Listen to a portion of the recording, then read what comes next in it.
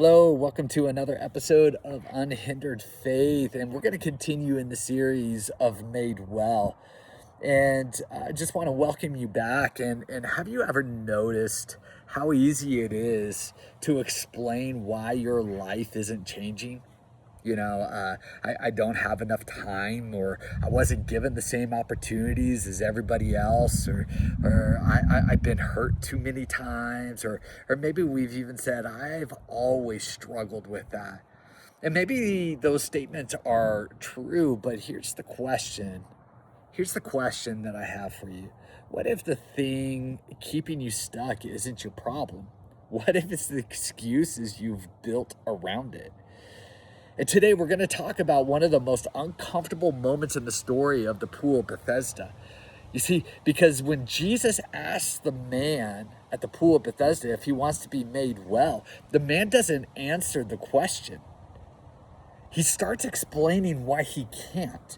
And if we're honest, many of us do the exact same thing. You see, over the last 2 weeks, and we've talked about Jesus and asking the question, do you want to be made well? And we've talked about how dysfunction can become familiar. And we talked about how waiting can become our identity. But today, we arrive at the man's response. And his response reveals something many of us struggle with. You see, in John 5:7, this is after Jesus has already asked the man, do you want to be made well? And this is the man's response in John chapter 5, verse 7. He says, Sir, I have no one to help me into the pool when the water is stirred. While I am trying to get in, someone else goes down ahead of me. Now, before we judge him too quickly, what he's saying is true. He really didn't have someone helping him. He really was at a disadvantage. He really had experienced disappointment. His explanation wasn't false. He wasn't lying. But here's what's interesting. Jesus asked about healing. The man answered with reasons. And that brings us to our first lesson, our first point, and it's this: explanations can become excuses. There's a difference between an explanation and an excuse. An explanation tells us how we got here. An excuse convinces us we have to stay here. Let me say that again. An explanation tells us how we got here. An excuse convinces us we have to stay here. The man's circumstance was real. His pain was real. His frustration was real. But somewhere along the way, his explanation became his expectation. He expected to stay stuck, and that's dangerous. Because many people spend so much time explaining why they are stuck, that they stop believing that they can ever move forward. Maybe you've said, I've always been this way, or my family has always struggled with this, or I wasn't given the same opportunities, or I failed too many times. And while those things may be true, they don't have to define your future. Because if we're not careful, the excuse becomes bigger than the possibility. You see, excuses feel safer than change. Here's something I've learned. People don't always resist pain. Sometimes they resist change. Because change is uncomfortable. Think about it. For 38 years, this man had lived one way. For 38 years, he had developed routines and expectations and ways of coping. Healing sounds wonderful until you realize healing changes everything. What if the excuses disappeared? What if the limitations were removed? What if responsibility showed up? Because once the excuse is gone, you have to decide what comes next. And many people would rather stay in a familiar dysfunction than step into unfamiliar freedom. I've seen this in my own life. There have been seasons where I have spent more time thinking about about the obstacles than the opportunities. More time thinking about what wasn't possible than what God was asking me to do. I found myself replaying all the reasons something couldn't happen, the limitations, the setbacks, the challenges. And the more I focused on them, the bigger they became. Stop focusing on what you can't do. Start focusing on what I'm asking you to do. And honestly, that changed my perspective, because faith grows when we focus on God's direction instead of our limitations. And that's exactly what Jesus does next. He doesn't argue with the man's excuses. He doesn't debate with them. He doesn't even address them.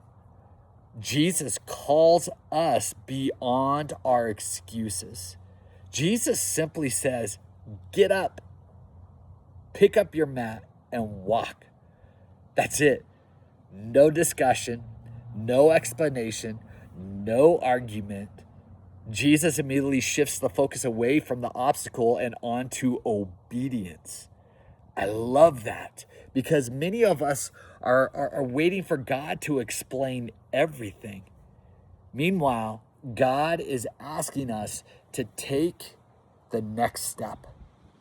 The man focused on why he couldn't. Jesus focused on what was possible. The man focused on the obstacle. Jesus focused on obedience. And often that's where breakthrough begins. Your next step matters more than your excuse. Notice something powerful. The miracle didn't happen when he responded to Jesus. And sometimes we're waiting for God to remove every obstacle before we move. But faith doesn't work that way. Faith takes the next step. Not because everything makes sense, not because all the answers are clear, but because Jesus said so. Maybe your next step is forgiving someone. Maybe it's starting over. Maybe it's praying again. Maybe it's trusting again. Maybe it's serving again. Maybe it's just believing again. Not the entire journey, just the next step. Because obedience opens doors, excuses never will. So let me ask you a hard question. What's your excuse? Not your obstacle, not your challenge, not your struggle, your excuse. The thing you keep repeating every time God calls you forward. Maybe it's, I'm too old, I'm too young, I'm not qualified, I don't have enough time, I failed too many times, I've always been this way. Whatever it is, what if it becomes the very thing that's keeping you stuck? One of the most powerful truths from Bethesda is this: the man's explanation was real, but Jesus was greater than his explanation. And the same is true for you. Your wound may be real. Your disappointment may be real. Your setbacks may be real, but none of them are bigger than the power of Jesus. The obstacle may be real, but so is the Savior standing in front of it. So let me leave you with this question today. What excuse might be keeping you stuck? And what would happen if you stop focusing on the obstacle and start focusing on obedience? Because breakthrough often begins where excuses end. And if this message has encouraged you, share it with someone who needs it. And let me know in the comments below What's one step of obedience God may be asking you to take right now? You see, I want to pray with you and go on this journey with you. Next week, we will talk about Made Well, week number 4. And we're going to talk about Jesus never needed the pool because the miracle was never in the water. The miracle was always in Jesus.